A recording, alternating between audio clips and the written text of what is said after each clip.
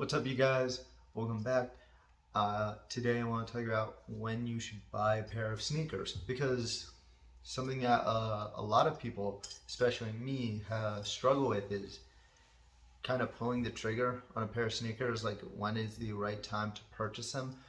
Or should I wait longer to see if they go down in price, wait for a possible restock, or that fear of they suddenly jump in price and they become very, very expensive? And one of the sneakers that I have right here that is a good example is the Nike SB Dunk in the black diamond supply colorway. This shoe was sitting right above, like, around $200 for a very, very long time. And then the Dunk craze kind of kickstarted out of nowhere because of Travis Scott and Off-White. And then these shoes kind of shot up. I think now they're around 300. I want them in the 250 range. And I love this shoe, but I was not about to let this go any higher. And I should have absolutely bought it around the time they first came out because they were not that much. And that can be said with a lot of Nike Dunks. The Panda Pigeons weren't going for much. The Lobsters, the purple and greens, were both going for a substantially lower price. Not even breaking that, like, they were sitting like at most 400, I remember. A lot of the sizes were even like in the low 300 range.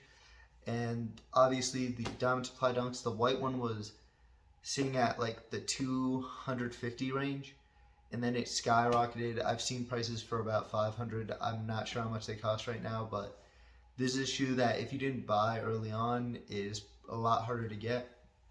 And another shoe that's been going up in price, if you bought this around the time it came out and you had to pay resale like me, you most likely paid around 200.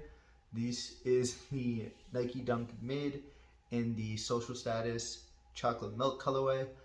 I love this shoe, and I've been waiting to wear it. I don't really have anything that goes with it. That's my main problem. I only have 4 pairs of pants and a few shirts with me, and nothing goes with this. But the moment I get clothes that do, I will absolutely wear these. And these shoes have now gone up to $300 in price last time I checked, and the strawberry milk have gone down to the 200, 215 range. And that's absolutely incredible. I love that. May or may not have copped a pair of those too. I don't know. You guys are gonna have to wait and see. Maybe.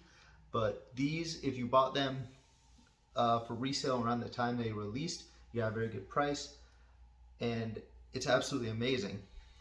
I think this will continue to go up in price, so maybe I'm wrong. Maybe it'll go back down. Maybe the Dunk hype is just fully dead. I hope not. I hope they keep coming out with colorways, but I hope the resale just dies out. So if you want the strawberry milks, I would recommend getting those now, because I think those are gonna shoot back up in price once after a few more, maybe another week or two.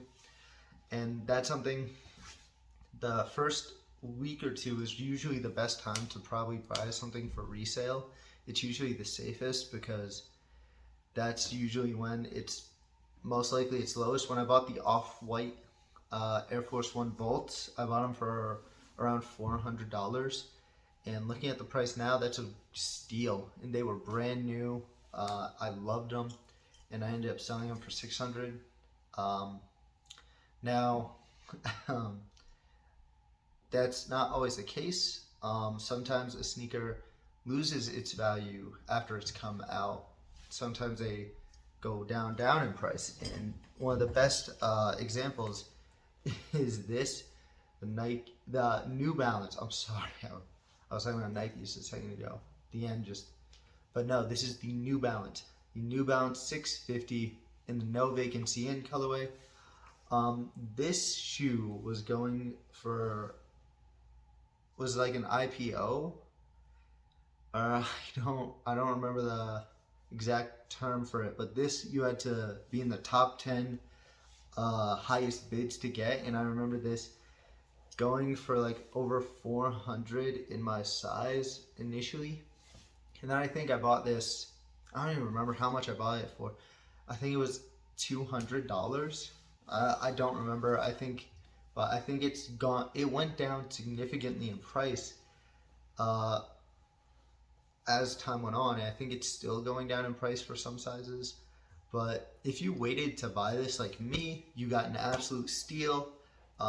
This shoe is amazing, and I understand why people wouldn't like this, but I love it, and I'm glad it went down in price. It's absolutely amazing that sometimes sneakers just can be absolutely hyped up and then die off.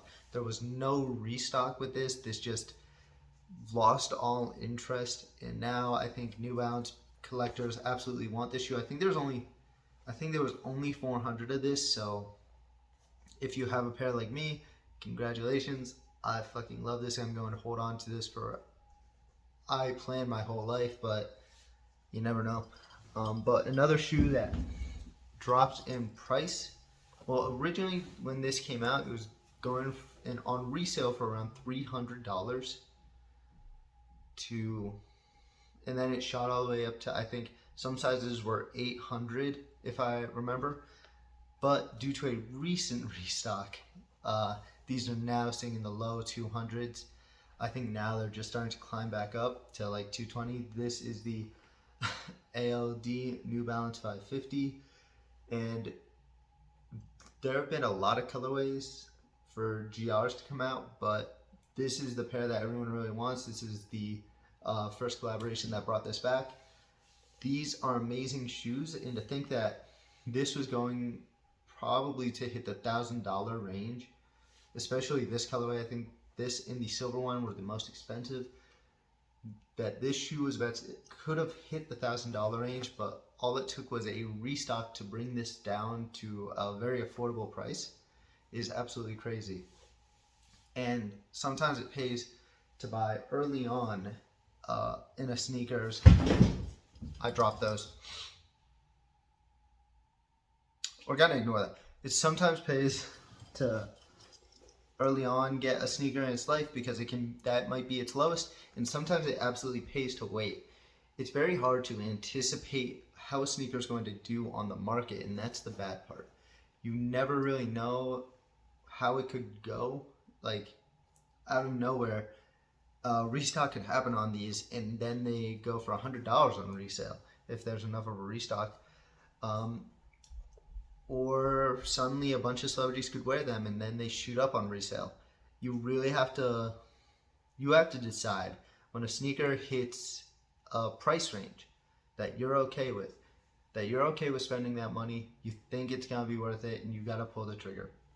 Now, you shouldn't do that for every single sneaker you like. You should absolutely pick and choose. You need to be very careful. Let me grab these so they're clean.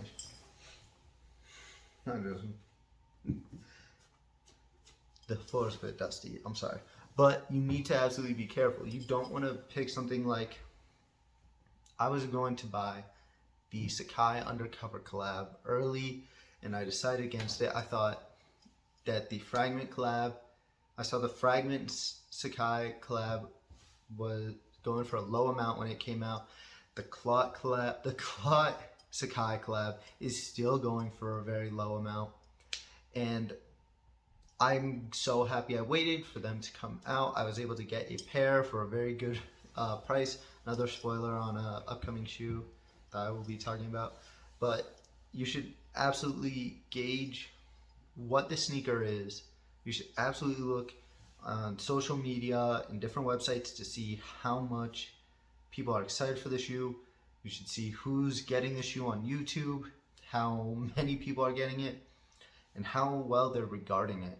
Like, all these things play into a sneaker's resale value.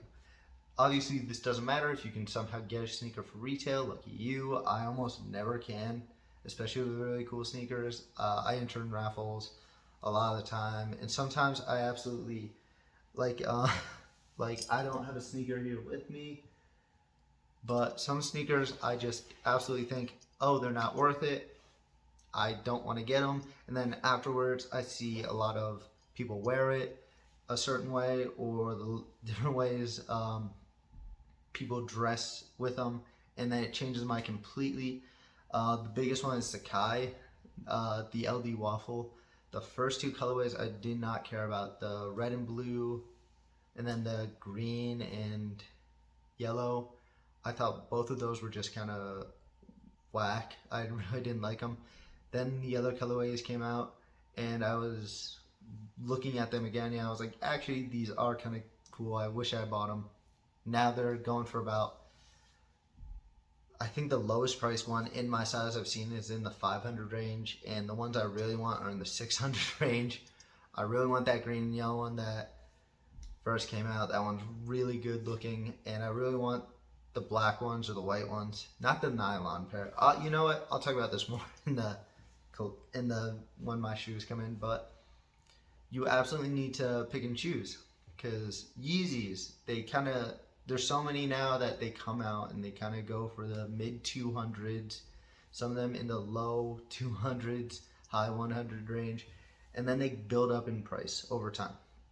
So if you really want one and you miss out on retail, you should absolutely save up your money until their release date. So if you do miss and you have to pay resale, you can at least afford it. That would be my best advice. Paying resale sucks, but it's something that we gotta accept. People are using bots all the time, and shoe companies just aren't. Well, nowadays it does seem like Nike talked on sneakers that they do want shoes to be more available to us. They want to make it more fair, and hopefully that actually happens. We'll see with the Off-White Jordan 2 collab, which I'm really hoping for. I really want a pair of those. Those are beautiful. That maybe the Jordan 11s are coming out for Christmas.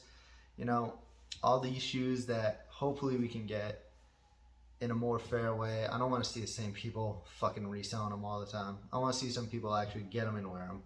But I'm kind of just rambling and ranting. I just wanted to talk about this because be careful when you buy your shoes.